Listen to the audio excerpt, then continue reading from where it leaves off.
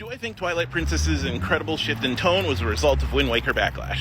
Absolutely, 100%. When the Wind Waker first came out, everybody responded to its cartoony style negatively, and everyone said they wanted a dark and gritty and mature Zelda. And it is common knowledge in the world of game development to never listen to your fans because gamers have no idea what they actually want. But if there's any developer that loves shoving that in gamers' faces, it is Nintendo. Nintendo looks at unreasonable gamer demands as a challenge. So they gave gamers exactly what they wanted. A gritty, grim, dark Zelda game. Or at least as grim, dark as Zelda was gonna get. And guess what? Everyone, at the time, hated it.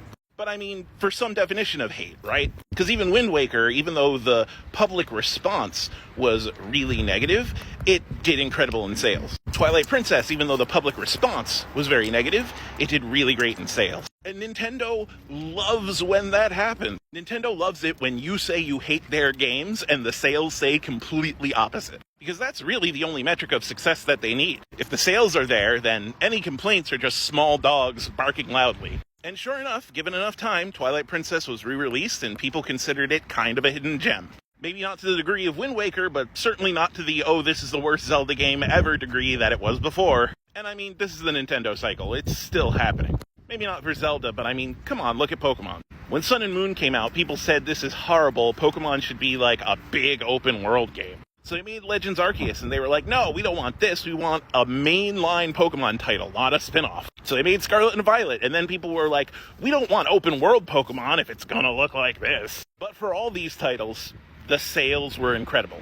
And Nintendo knows its fan base has the memory of a goldfish. Because when Legends Arceus came out, people said it looked like shit. And when Scarlet and Violet came out, people said, oh, this should have looked like Legends Arceus. It was amazing. This has happened with every Nintendo franchise. Remember when people hated Super Mario Sunshine? Remember when people hated Metroid Prime? Remember when people hated Pikmin, just every Pikmin? Remember when people said Animal Crossing had no gameplay and had no business being on a Nintendo console? Like, don't get me wrong, some Nintendo games come out and are just good from jump. Everyone liked Super Mario Odyssey.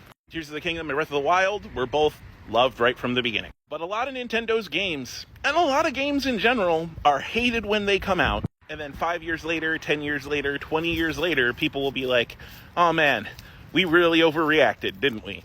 And then they become the classics we know and love today.